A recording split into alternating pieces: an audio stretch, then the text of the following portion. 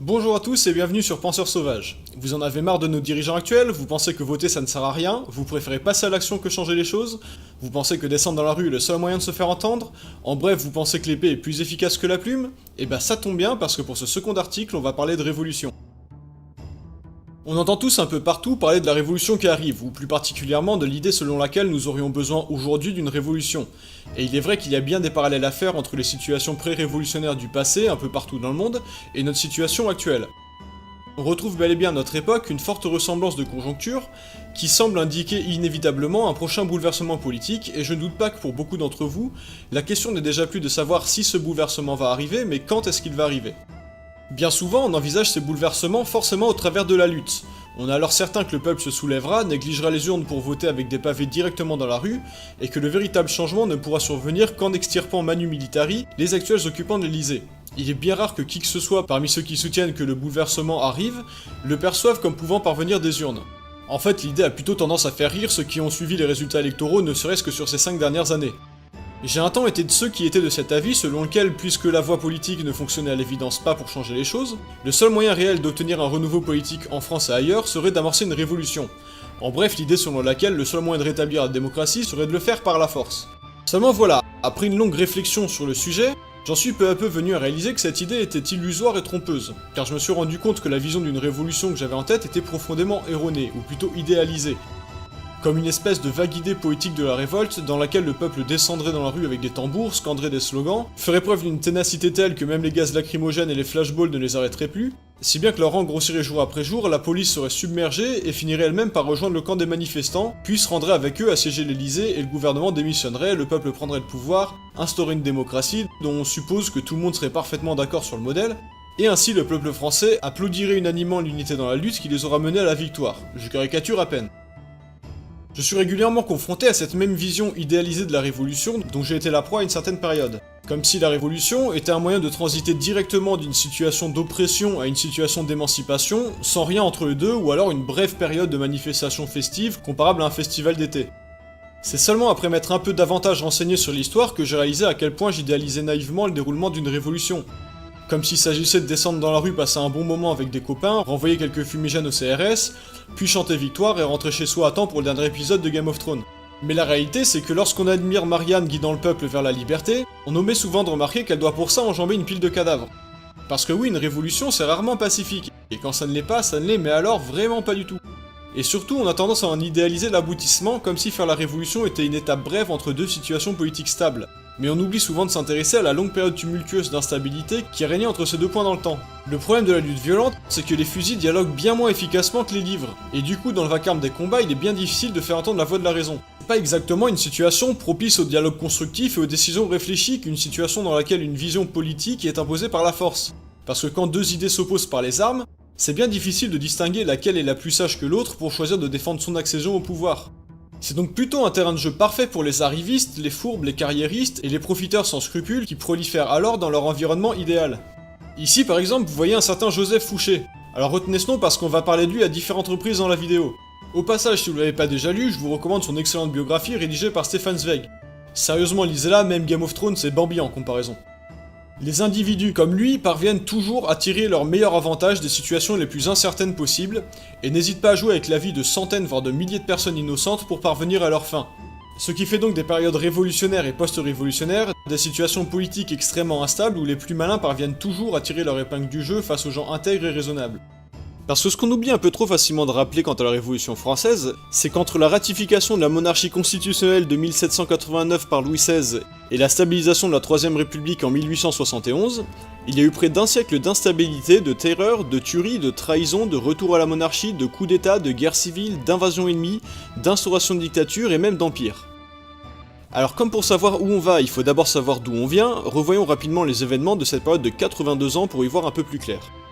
Nous sommes en juillet 1789. À force que la noblesse et le clergé emmagasinent tout l'argent en circulation sans payer d'impôts, situation qui devrait vous rappeler quelque chose, le peuple français est plongé dans la crise et la famine. Louis XVI, pris à la gorge par la révolte populaire, convoque une assemblée de députés constituée de nobles, du clergé et du tiers-état, c'est-à-dire les bourgeois qui attendaient alors de réformer la France pour une politique plus libérale. Les mauvaises langues diront qu'ils étaient plus intéressés par revendiquer pour eux-mêmes les mêmes privilèges que la noblesse, mais en réalité... non, en fait là j'ai rien de probant pour contredire ça. Du coup le peuple s'agite, probablement en comprenant que lui en revanche il va continuer de payer ses impôts et même ceux des bourgeois en prime avec un peu de chance. L'escalade de tension faisant son travail, on en arrive le 14 juillet 1789 à prendre la Bastille, au terme d'un long combat sanglant qui dura plusieurs jours. Non, je déconne. En fait, la Bastille était vide et les révolutionnaires ont même été surpris de n'y trouver que 7 prisonniers. 4 petits escrocs en attente de procès, 2 fous et un comte incarcéré pour acte de débauche. Un genre de Dominique Strauss-Kahn de l'époque, quoi.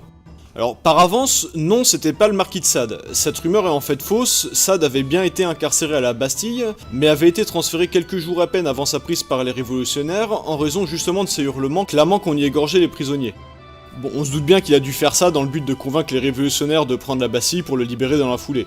Manque de bol pour lui, ces hurlements ont dérangé les autres prisonniers, comme quoi ils étaient pas spécialement maltraités, et en fait ils étaient même tous entretenus dans des conditions des plus confortables qui soient pour les prisons de l'époque, et c'est ce qui lui a valu d'être transféré à peine quelques jours avant que ça arrive. Et donc les révolutionnaires qui s'attendaient à trouver la Bastille remplie de prisonniers politiques sont un peu surpris de n'y trouver que si peu de prisonniers et entretenus dans de si bonnes conditions, mais peu importe car la Bastille est en fait le symbole de l'autorité royale arbitraire qui enfermait des citoyens sans procès sur simple lettre de cachet. Les prisonniers sont alors exhibés en héros par la foule de révolutionnaires. Sous la pression populaire, Louis XVI finit par ratifier dans la nuit du 4 août la constitution de monarchie constitutionnelle qui abolit la classe de la noblesse. Les révolutionnaires sont alors convaincus que leur but est atteint et acclament Louis XVI au cri de Vive le roi. Louis XVI à qui on aura fait porter pour l'occasion le bonnet phrygien des révolutionnaires. Comme quoi on lui faisait faire un petit peu ce qu'on voulait, c'était un genre de François Hollande de son temps quoi. En attendant l'application des changements garantis par cette nouvelle constitution, le roi sera invité cordialement à rester au palais des Tuileries un certain temps. Conscient que la situation est un petit peu tendue pour lui, il échouera de s'en échapper avec Marie-Antoinette dans la nuit du 20 juin 1791, avec l'aide d'Axel de Fersen dont les commères diront qu'il était l'amant de Marie-Antoinette. C'était très probablement le cas. La famille royale est arrêtée à Varennes au matin du 22 juin 1791 et raccompagnée aux Tuileries à grands coups de pied dans le train. Marie-Antoinette déclara alors, à l'attention des peuples voisins et particulièrement de l'Autriche, qu'on ne viendra pas dire qu'ils n'y sont pas tenus captifs. Humilié sous tous les rapports, l'autorité du roi atteint une cote de popularité comparable à celle de François Hollande aujourd'hui, et le peuple français le soupçonne d'œuvrer secrètement à sa défaite. Le 20 avril 1792, l'Angleterre et l'Autriche, qui voient tous deux d'un très mauvais œil l'abolition de la monarchie de droit divin en France, lui déclarent la guerre avant que la Révolution ne donne des idées à leur propre population. Louis XVI, qui avait épousé l'Autrichienne Marie-Antoinette dans le but d'éviter précisément cette situation, est alors encore plus lourdement suspecté de faire sa poucave auprès de l'Autriche et de souhaiter la défaite de la France.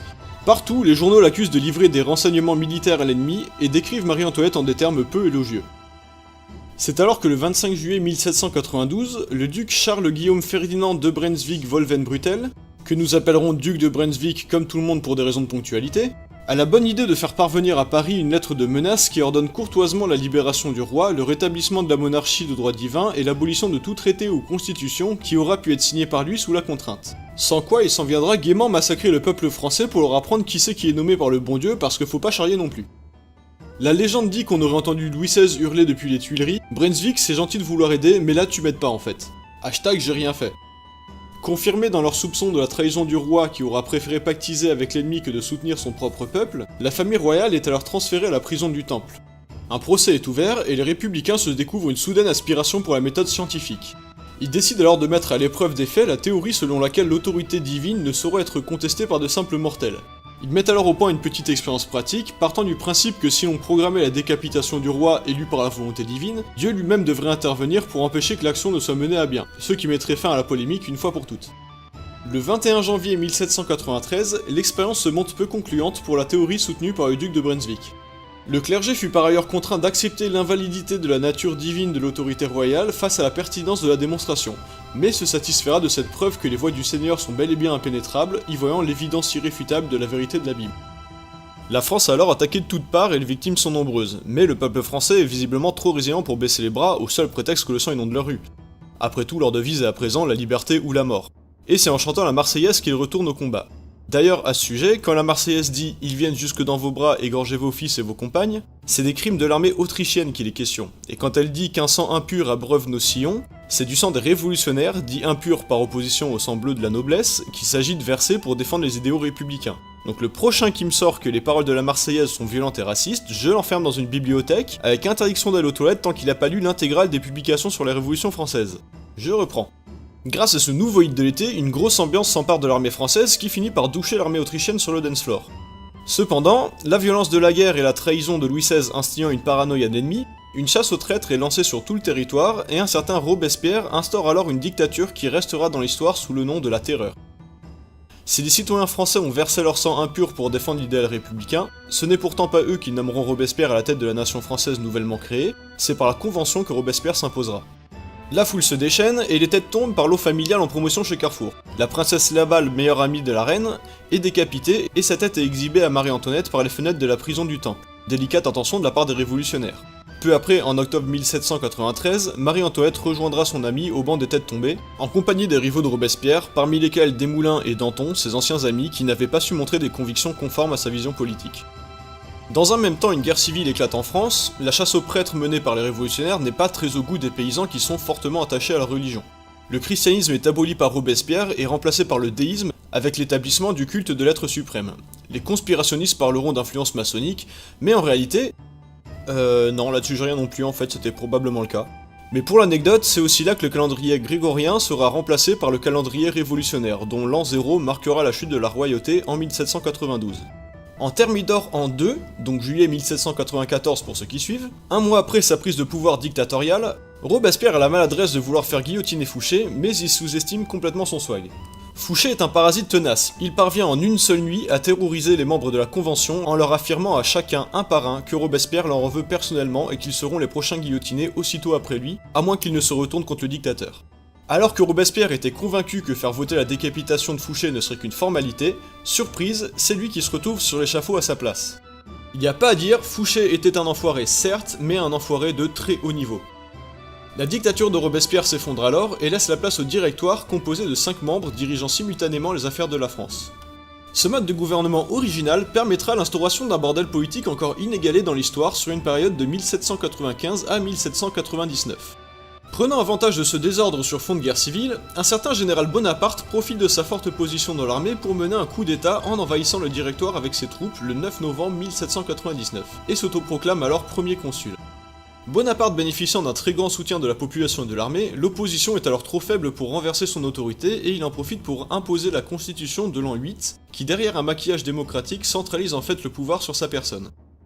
Le 2 août 1802, après avoir anecdotiquement rétabli l'esclavage en France, mais surtout consécutivement à ses victoires militaires qui ont fait sa grande réputation, Bonaparte s'autocongratule en s'attribuant le titre de consul à vie après un plébiscite, une sorte de référendum très restreint. Le 18 mai 1804, il se dit que décidément ce n'est pas encore assez et que s'il veut gagner le respect des familles royales des pays rivaux de la France, il se doit d'adopter le même titre qu'eux. Il se fait alors proclamer empereur par un senatus consulte, un décret du Sénat, suivi d'un plébiscite, dont on rappelle qu'il ne concernait pas l'ensemble du peuple, mais seulement une poignée de représentants de la plèbe. Il se fera sacrer à la cathédrale Notre-Dame de Paris le 2 décembre 1804 par le pape Pie VII, ce qui lui assurera une légitimité aux yeux des monarchies voisines, mais il se posera lui-même la couronne sur la tête, ce qui lui assurera une légitimité par rapport aux révolutionnaires français, qui y verront un signe de refus de l'autorité divine. Alors les syndicalistes y verront une forme de compromission, mais il faudrait leur rappeler que... Non, en fait là non plus j'ai rien. Napoléon remettra tout de même un peu d'ordre dans le bordel politique français de l'époque en centralisant le pouvoir et en réformant le code civil, le fameux code Napoléon. Mais légitimé par ses victoires militaires, sa position ne tient qu'à la grâce de son image de vainqueur. N'ayant aucune légitimité réelle à la fois aux yeux des royalistes voisins, Napoléon n'étant pas de sang bleu, et aux yeux des révolutionnaires, ayant détourné l'idéal de la République en se faisant sacrer empereur par le pape, il se doit de maintenir cette image de conquérant victorieux coûte que coûte pour assurer son règne. Il s'engage alors dans une série de guerres expansionnistes qui mèneront à la domination de l'Empire français sur une grande partie de l'Europe. Digression. Ne parvenant pas à vaincre la flotte anglaise, Napoléon entreprit d'étouffer économiquement l'Angleterre par un embargo sans précédent qui portera le nom de blocus continental et interdit tout commerce avec l'île britannique. Or, l'Angleterre étant l'une des plus influentes puissances économiques de l'époque, nombreux furent les dirigeants des pays mis sous tutelle par Napoléon qui refusèrent de respecter le blocus, parmi lesquels le tout nouveau roi d'Espagne Ferdinand VII, que Napoléon fit alors destituer 2 mois seulement après qu'il eut lui-même détrôné son père Charles IV, pour y installer son frère Joseph Bonaparte. La nouvelle de cette destitution parvint aux colonies espagnoles d'Amérique latine peu de temps après, où les populations réalisèrent que la souveraineté espagnole venant de s'effondrer, elles allaient passer soit sous domination française, soit sous domination anglaise, anglais qui n'attendaient que de pouvoir mettre la main dessus. C'est alors qu'un certain Simon Bolivar, entre autres, prit la parole pour dire « Ou alors, on peut aussi prendre notre indépendance, je dis ça, je dis rien, #YOLO ». Ce fut le point de départ des révolutions d'Amérique latine. Fin de digression. Alors que Napoléon veut s'allier à la Russie pour mettre les Anglais à terre une bonne fois pour toutes, Alexandre Ier, alors tsar de Russie, refuse de coopérer avec Napoléon pour combattre les Britanniques. Napoléon en conclut que la guerre est inévitable. C'est pas qu'il aime ça, vous comprenez, c'est que c'est inévitable. Il décide alors d'envahir la Russie en 1812. Les Russes reculent, mais mettent en place la stratégie de la terre brûlée et ne laissent pas le moindre brin d'herbe à disposition de la grande armée napoléonienne, allant jusqu'à incendier la ville de Moscou avant que Napoléon y fasse son entrée. Napoléon, croyant qu'après avoir pris la capitale, Alexandre Ier sera plus coopératif, il s'attarde à Moscou en attendant la capitulation du tsar. Mais il oublie qu'Alexandre Ier sait très bien que le temps joue en sa faveur, et il s'y attarde ainsi beaucoup plus que de raison. Lorsqu'il donne enfin le signal de retraite, l'hiver s'installe déjà. Les troupes napoléoniennes tentent alors de rejoindre l'Allemagne dans un froid glacial sur les terres dévastées par lesquelles ils sont venus, et c'est la débâcle. Sur 600 000 hommes qui suivirent Napoléon en Russie, seuls quelques dizaines de milliers revirent leur terre natale. Terrassé par cette défaite, Napoléon est à genoux. Les rois voisins en profitent alors pour reprendre les armes contre la France et certains soldats allemands, alors sous domination de l'Empire français, commencent à changer de camp. Lors de la bataille de Leipzig, c'est 300 000 soldats alliés entre guillemets que combattront les 180 000 soldats de l'Empire français. On dénombrera 100 000 morts dans le camp français, la défaite fut décisive. Le Royaume-Uni, la Russie, la Prusse et l'Autriche s'allient alors pour combattre l'Empire français et Paris tombe le 31 mars 1814. Napoléon abdiquera sans condition le 6 avril et sera peu après exilé sur l'île d'Elbe entre la Corse et l'Italie. Louis XVIII profitera alors de l'exil de Napoléon pour remonter sur le trône et rétablir la monarchie de droit divin en France le 24 avril 1814. Période qu'on appellera la Restauration et que Louis XVIII placera sous la devise Union et oubli, sans rancune quoi. Il donnera à Napoléon le surnom de l'usurpateur, le croyant définitivement écarté. Mais pas de bol pour lui, Napoléon reprend vite des forces et rejoint Cannes le 1er mars 1815, accompagné d'une poignée de soldats à peine. Recrutant en route les Français désireux de rétablir l'empire napoléonien, il progresse rapidement jusqu'à Namur où il rencontre des troupes de Grenoble, qui refusent de combattre pour maintenir le roi sur le trône et préfèrent rejoindre ses rangs. La progression de Napoléon est ininterrompue et ses troupes ne font que grandir. Chaque troupe qui est envoyée contre lui l'accueille en héros et renforce son armée.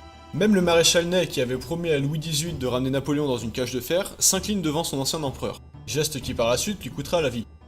Ce périple, qui portera par la suite le nom du vol de l'Aigle, s'achève avec l'arrivée à Paris que Napoléon prendra le 19 mars 1815 sans tirer un seul coup de feu alors que le roi a pris la fuite.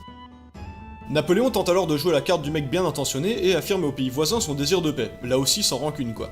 Mais ces derniers n'étant tout de même pas complètement imbéciles, n'en croient pas un mot et entrent à nouveau en guerre contre lui. Il sera finalement vaincu définitivement le 18 juin 1815 lors de la bataille de Waterloo. Napoléon abdique alors en faveur de son fils, François-Charles-Joseph Bonaparte, alors âgé de 4 ans, qui prévoira de monter sur le trône sous le nom de Napoléon II. Mais l'Assemblée et la Commission refusent de le proclamer empereur. Le président du Conseil provisoire, un certain Joseph Fouché, magouille alors une tromperie sans précédent en affirmant à tous sa volonté de rétablissement de la République, pendant qu'il négocie en secret le retour de Louis VIII sur le trône en échange du titre de duc d'Otrante. Alors oui, parce que j'ai pas précisé une chose, c'est qu'entre 1793 et 1794, juste avant la période de la Terreur, Fouché craignait pour sa vie face à la montée en puissance de Robespierre. Il faut dire qu'il avait un petit peu trop forcé sur la tromperie en se ralliant dans un premier temps les royalistes modérés pour s'opposer à la décapitation de Louis XVI, pour finalement changer d'avis le soir même du vote après avoir senti le vent tourner en sa défaveur et voter pour la décapitation du roi. Sentant qu'il était en danger à Paris, Fouché s'était alors fait nommer au contrôle de l'insurrection lyonnaise où il avait appliqué une politique radicalement anti-bourgeoise et anticléricale pour faire preuve de zèle, en espérant redorer son image auprès des révolutionnaires récalcitrants et lui pardonner son récent passé royaliste. Et quand je dis politique radicale, c'est radical, du genre extermination des prêtres en masse, exécution sur simple signe extérieur de richesse, ce qui a fini par lui valoir le surnom du mitrailleur de Lyon, tant le rythme des exécutions battait bon train. Donc vous comprendrez que réussir de passer de ça à duc d'Otrante, ça se situe quand même dans un niveau encore inégalé dans la putasserie. Le fils de Napoléon finira sa courte vie en Autriche où il mourra à l'âge de 21 ans. Pendant ce temps-là, Louis XVIII essaie tant bien que mal de concilier l'héritage napoléonien avec le rétablissement de la monarchie de droit divin et prendra la liberté de constituer un ministère issu de la majorité parlementaire sans y avoir été contraint. Malgré l'instabilité du régime, il parviendra à rétablir un peu de prospérité dans le royaume de France, mais il doit faire face à une situation délicate d'une France divisée entre royalistes et révolutionnaires, période ponctuée d'assassinats politiques. Le 16 décembre 1824, Louis XVIII meurt des suites d'une maladie qui l'aura fait souffrir toute sa vie. Son frère, le comte d'Artois, lui succède sous le nom de Charles X. Mais son règne sera bref puisque moins de 5 ans plus tard, le 27 juillet 1830, une révolte parisienne éclate et culmine le 29 juillet avec des combats qui feront 200 morts chez les soldats et plus de 800 chez les insurgés. Les députés libéraux monarchistes prennent alors la main et obtiennent l'abdication de Charles X en faveur de son fils Louis XIX. Son règne fut le plus long et le plus prospère de l'histoire de la monarchie française. Non, je déconne. 20 minutes plus tard, Louis XIX abdique sous la pression de son père en faveur de son neveu Henri d'Artois, aussi appelé Henri V. C'est son règne qui fut le plus long et le plus prospère de l'histoire de la monarchie française. Non, je déconne encore. 7 jours plus tard, c'est Louis-Philippe Ier qui est appelé à régner. Alors pour faire simple, il a joué un coup à la Game of Thrones.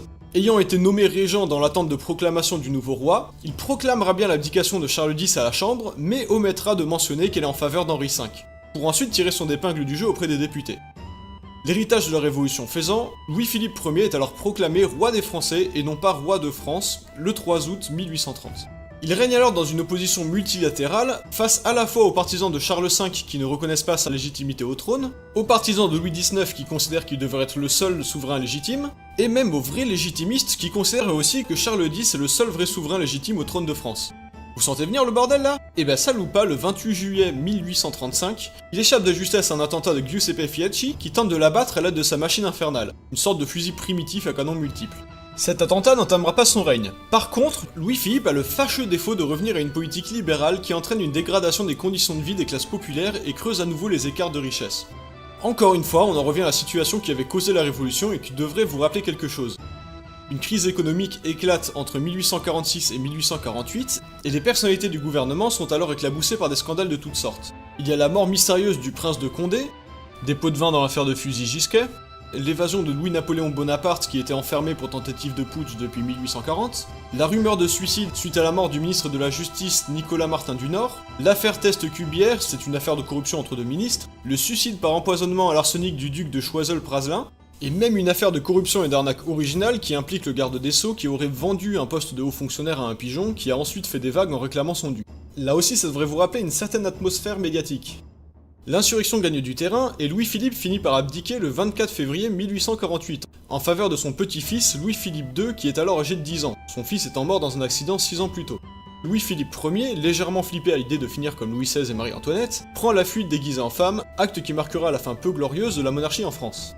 Alors oui, je dis fin de la monarchie, parce qu'en fait la Chambre des députés renonce à la proclamation de Louis-Philippe II suite à l'invasion du Palais de Bourbon par des insurgés, et cède à leurs revendications en instaurant un gouvernement provisoire qui proclamera le soir même du 24 février 1848 la Deuxième République dans des circonstances controversées.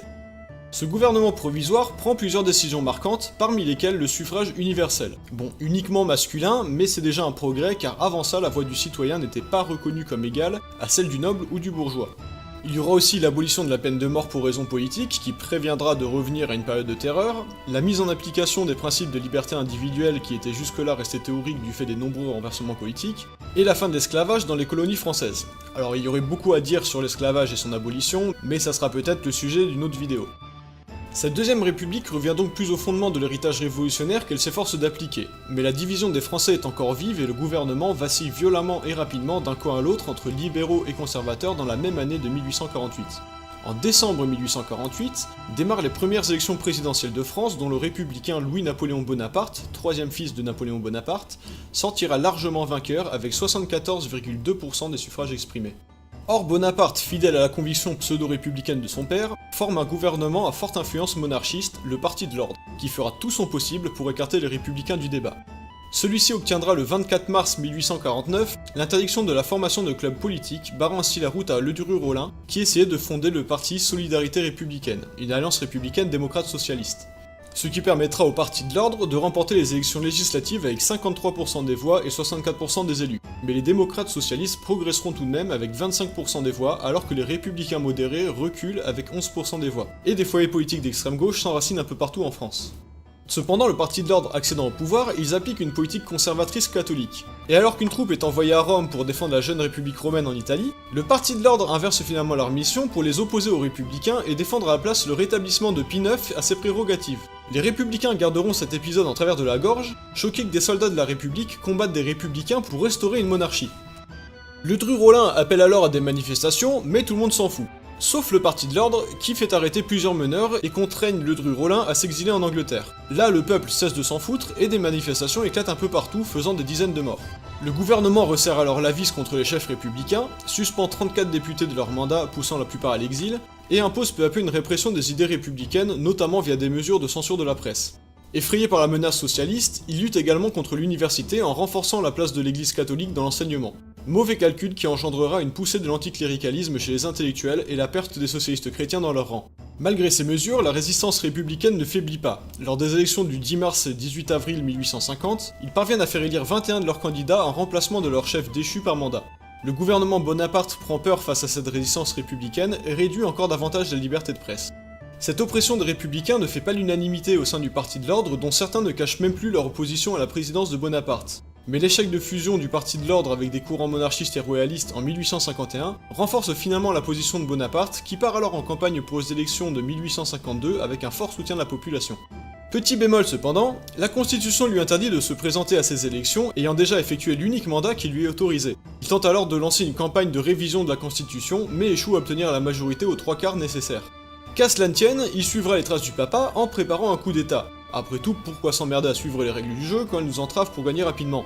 Le 2 décembre 1851, date anniversaire du sacre de Napoléon Ier et de la bataille d'Austerlitz, des troupes appelées au soulèvement de Bonaparte envahissent le palais Bourbon et l'Assemblée est dissoute. De nombreux chefs républicains et orléanistes sont arrêtés. Le député Baudin est tué sur une barricade, l'insurrection s'amplifie et des fusillades éclatent. Le calme reviendra finalement le 4 décembre au soir, laissant les habitants de Paris terrorisés. Les 21 et 22 décembre, Bonaparte fait valider son coup d'état par plébiscite où il obtient une très large majorité des représentants des citoyens terrorisés par la répression. Il met en place en 1852 la nouvelle constitution qui prévoit qu'il reste président de la République pendant 10 ans. C'est également elle qui divise l'Assemblée en deux chambres, le corps législatif et le Sénat. Bonaparte use et abuse de censure en envoyant des avertissements aux journalistes lorsque des articles déplaisants sont publiés dans la presse, réduisant ainsi la presse à un état d'autocensure qui ne sera à nouveau égalé dans l'histoire qu'en 2015. Napoléon engage alors une campagne sur le thème « L'Empire c'est la paix », afin de préparer subtilement les esprits à ce que pourrait être l'alternative à l'Empire qu'il propose. Le 7 novembre 1852, le changement de régime est proposé par plébiscite et obtient également une très large majorité des représentants des citoyens qui, décidément, trouvent que la paix est une idée bien sympathique. Louis-Napoléon Bonaparte se fera proclamer empereur sous le nom de Napoléon III le 2 décembre 1852, 48e anniversaire du sacre de Napoléon Ier à Notre-Dame de Paris. Ce second empire connaîtra deux périodes. La première de 1852 à 1860 portera le nom d'Empire autoritaire dans lequel Napoléon III appuiera fortement son pouvoir par un procédé similaire à celui par lequel il l'aura obtenu. Mais cette pédagogie musclée lui coûtera cher en réputation et alimentera peu à peu l'opposition.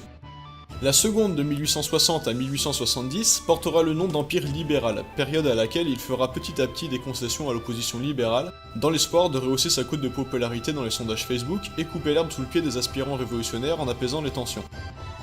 Mais espérer la paix, ce serait sans compter sur la guerre avec les États allemands coalisés de 1870, car le 1er septembre de la même année, la défaite du Second Empire lors de la bataille de Sedan profite à la coalition allemande qui annexe alors l'Alsace-Lorraine et contraint Napoléon III à capituler. Événement qui entraînera l'unification des États coalisés et la fondation de l'Empire allemand proclamée au château de Versailles le 18 janvier 1871. Avec l'exil de Napoléon III, le Second Empire s'effondre et la France est une nouvelle fois en proie à la guerre civile. Un gouvernement de défense nationale est alors mis en place à l'hôtel de ville de Paris, à la fenêtre duquel Léon Gambetta proclame la Troisième République. Officiellement, ce gouvernement a pour objectif de continuer la guerre contre les États allemands, mais des historiens diront qu'en réalité, il œuvrait surtout à la capitulation de la France en faisant accepter la défaite aux Français pour enrayer la menace socialiste. Ça, c'est Henri Eymin qui le dit, donc je ne me permettrai pas de le discuter. Paris, assiégé pendant l'hiver de 1870 à 1871, connaît la famine. Les Français humiliés apprennent que l'Empire allemand vient d'être proclamé dans la Galerie des Glaces à Versailles. L'armistice de janvier 1871 sera insupportable aux socialistes parisiens qui auront résisté dans le froid et la famine pendant 4 mois.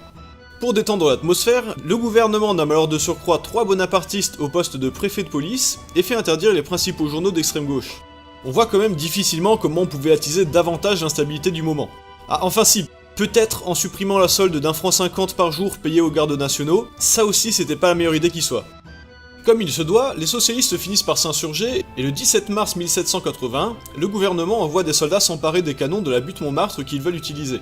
Mais des insurgés capturent le général Lecomte qui commandait la troupe et le fusilleront le lendemain malgré la demande de protection de Clémenceau, alors maire de Paris. Le gouvernement ordonnera alors immédiatement l'arrestation du socialiste Auguste Blanqui et ordonnera le désarmement des Parisiens. Il envoie d'autres soldats s'emparer des canons qui y parviennent aisément, mais ne disposent pas de chevaux pour les transporter et se retrouvent alors bloqués sur place jusqu'au lendemain où le peuple s'oppose à eux et avec qui ils finissent rapidement par fraterniser. L'insurrection s'enracine et des barricades sont une fois de plus dressées dans Paris. Le gouvernement de la Troisième République se déplace alors à Versailles, considérant Paris comme un foyer de purulence révolutionnaire, pendant qu'à Paris les insurgés organisent le 26 mars 1871 des élections pour élire les membres d'un nouveau gouvernement, partagé entre 92 représentants, la Commune de Paris.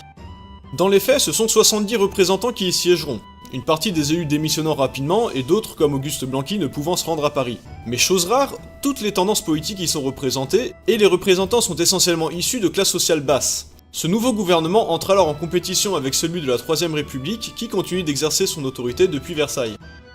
Une grande effervescence politique gagne alors Paris. Partout les gens discutent, votent, proposent des solutions, ou même aident l'administration communale.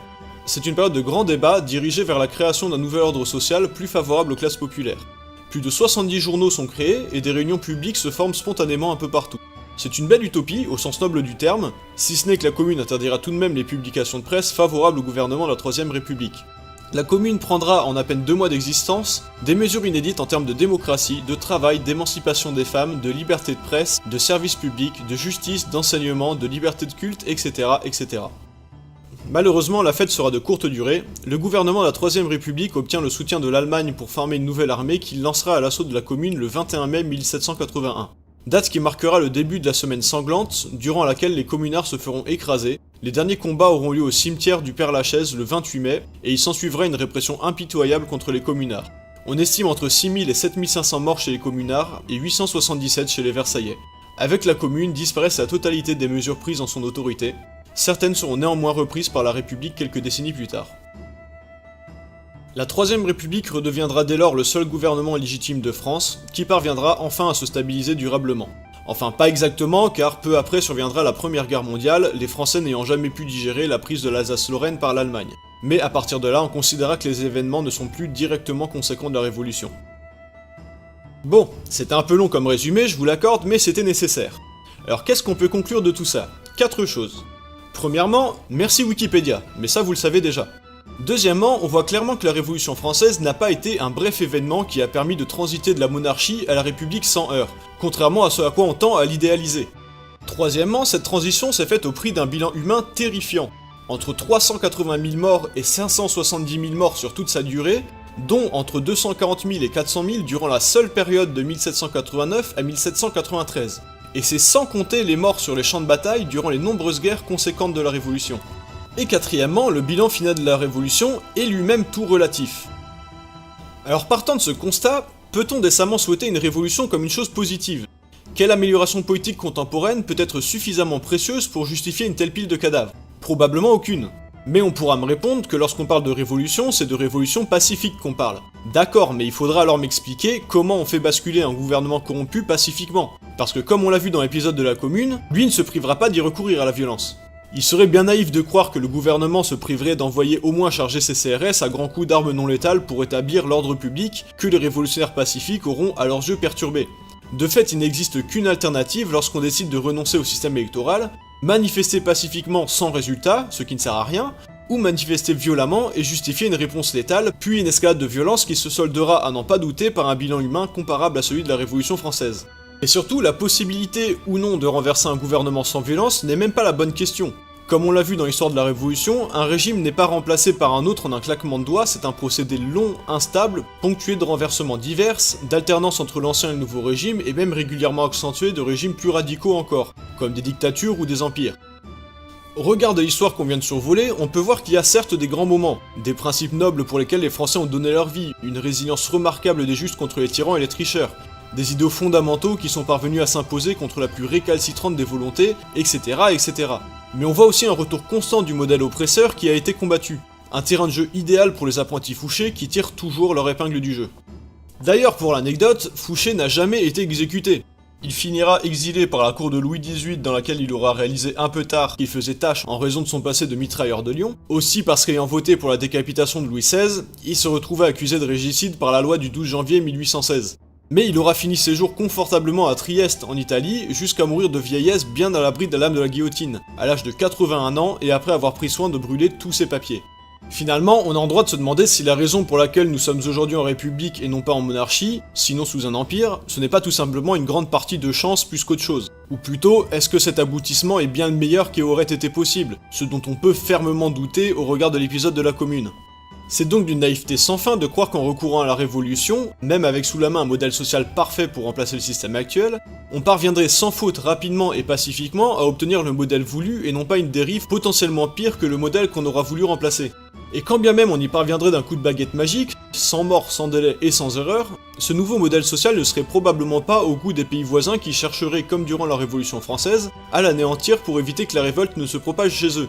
Osez me dire que nos amis américains, fournisseurs planétaires de démocratie livrés à domicile par bombardier B-52, ne s'indigneraient pas de ce coup d'état dont serait victime la France, et ne viendraient pas promptement y rétablir la démocratie avec le plein soutien de nos alliés européens.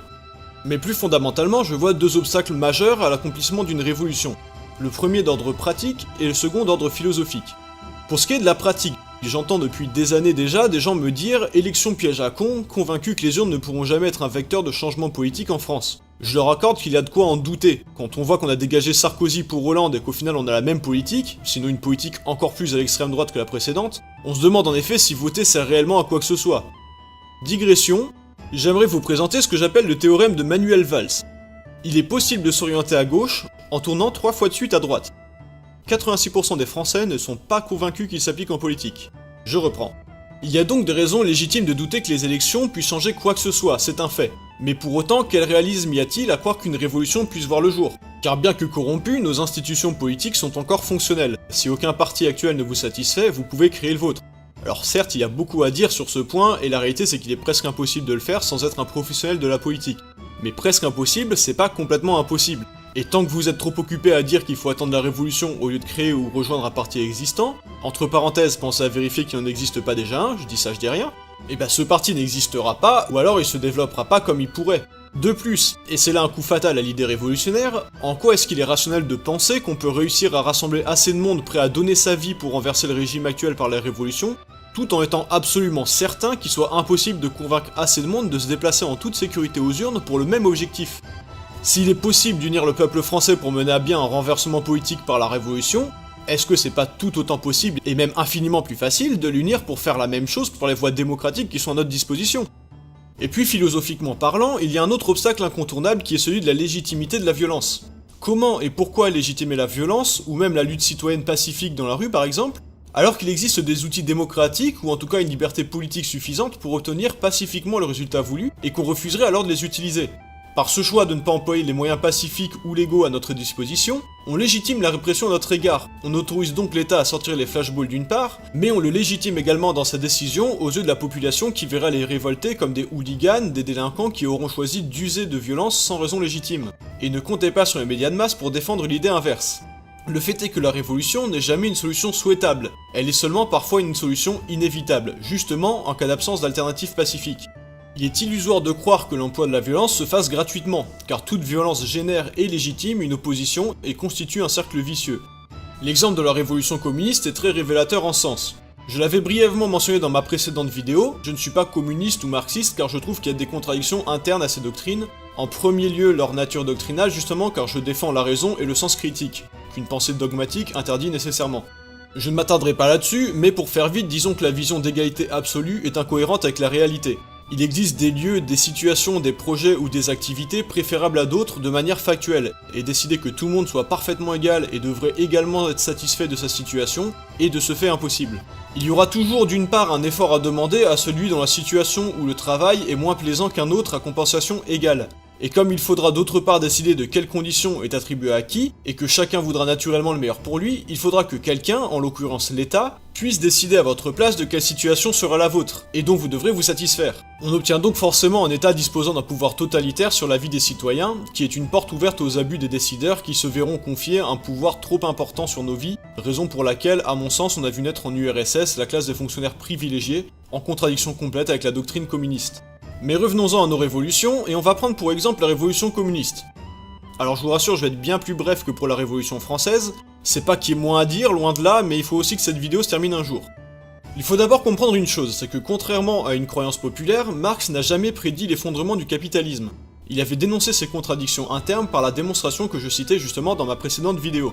Le fait que la recherche d'un profit toujours constant et d'une compétitivité toujours plus grande menait inévitablement à l'exploitation du travailleur et des crises à répétition. Ce que disait Marx donc, c'est que le capitalisme est intrinsèquement contradictoire et qu'il ne pourrait pas durer indéfiniment. Mais Marx n'a pour autant jamais ignoré que le capitalisme pourrait évoluer pour se préserver et ainsi perdurer bien plus longtemps que son propre vivant. Qu'a fait Marx pour y remédier, lui qui désirait tant voir de ses yeux le communisme qu'il proposait remplacer ce maudit capitalisme? Eh bien, il a fait ce que tout le monde aurait fait dans cette situation, piocher ici ou là dans la philosophie pour justifier ce qu'il arrangeait. Ainsi, Marx s'est inspiré de Hegel pour justifier que le modèle communiste soit imposé par la violence. Alors, Friedrich Hegel, comment le résumer rapidement? Disons que ce mec était un bon gros psychopathe. Hegel partait de l'idée selon laquelle la totalité des interactions sociales s'envisageait sous la forme d'une lutte.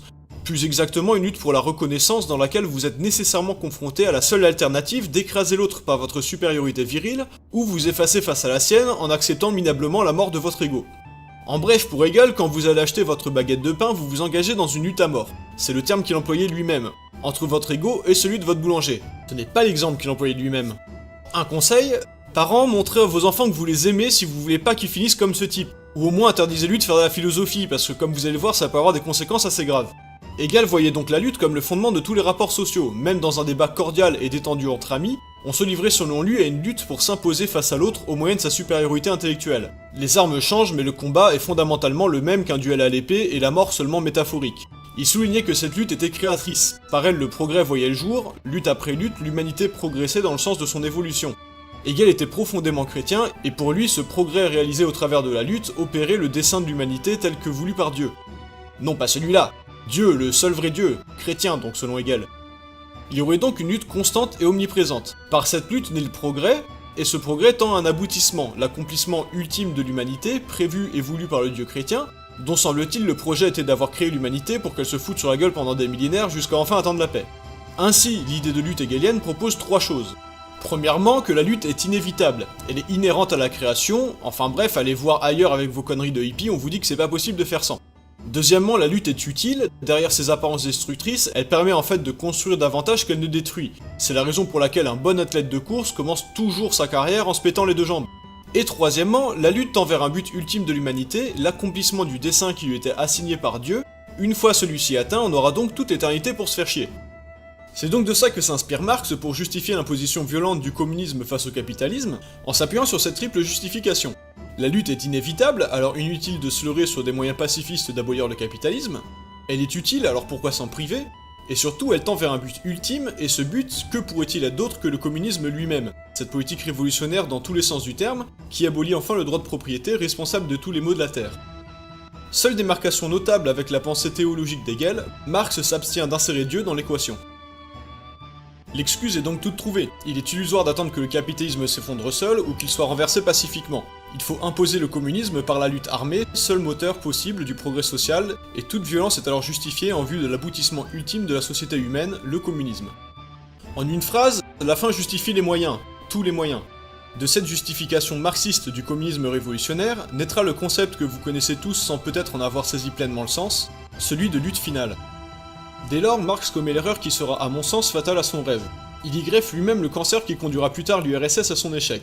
Car c'est cette justification d'une imposition violente du communisme qui aura été le point de départ de toute une série de causalités dès lors inévitables. En effet, c'est inspiré de cette même idéologie de la lutte nécessaire et de la justification de l'usage de la violence pour imposer l'idéal communiste, qu'un certain Lénine promouvra le renversement violent du gouvernement tsariste. Bien informé sur l'épisode de la Commune dans la Révolution française, il considéra que son erreur aura été de ne pas avoir su réprimer suffisamment ses opposants pour maintenir son existence. Lénine se radicalisera peu à peu dans cette pensée en écartant les soviets, qui étaient ce qu'on appellerait aujourd'hui une assemblée citoyenne, de sa vision du communisme appliquée de manière à laisser au parti, donc à l'État, un pouvoir suffisant pour se protéger de l'opposition par la répression. Exilé en Suisse lors de la chute du tsar en 1917, il revient en Russie pour rappeler à transformer la guerre mondiale qui s'achève en guerre civile dans le but d'amorcer une révolution mondiale socialiste. Il parvient en octobre 1917 à s'emparer du pouvoir et y impose la vision qu'il en avait. Il fait fermer les journaux d'opposition et donne aux bolcheviks le monopole de l'information, fait condamner des opposants pour activité anti-marxiste, fait enfermer des riches, fait fusiller au hasard un travailleur sur 10 accusé de parasitisme, dessaisit le soviet de Petrograd, etc., etc. Mais la répression qu'il y opère soulève inévitablement une opposition. En proie à une guerre civile sanglante, la Russie perd la main sur la fin de la Première Guerre mondiale, et l'Ukraine lui est arrachée en 1918. Privée de l'un de ses principaux greniers à blé, la Russie souffre de la faim et la guerre civile s'amplifie. Les bolcheviks au pouvoir font face à une forte opposition de révoltés par la politique totalitaire de Lénine.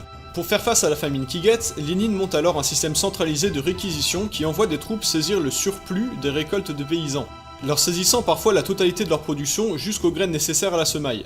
Les paysans pris à la gorge se révoltent à leur tour, et Lénine donne évidemment l'ordre de les réprimer sans pitié. Il faut bien que le communisme puisse se construire. Chaque coup de force de Lénine le rend plus illégitime aux yeux de son peuple qui se révolte davantage, le poussant à surenchérir constamment dans la barbarie. Voulant prévenir tout soulèvement, il s'engage alors à prendre des mesures prophylactiques pour éviter toute insurrection. Comprenez par là des mesures d'hygiène politique, on pourrait dire. Il donne alors l'ordre d'enfermer les paysans récalcitrants, les prêtres, les insurgés et les intellectuels séditieux dans un camp de concentration.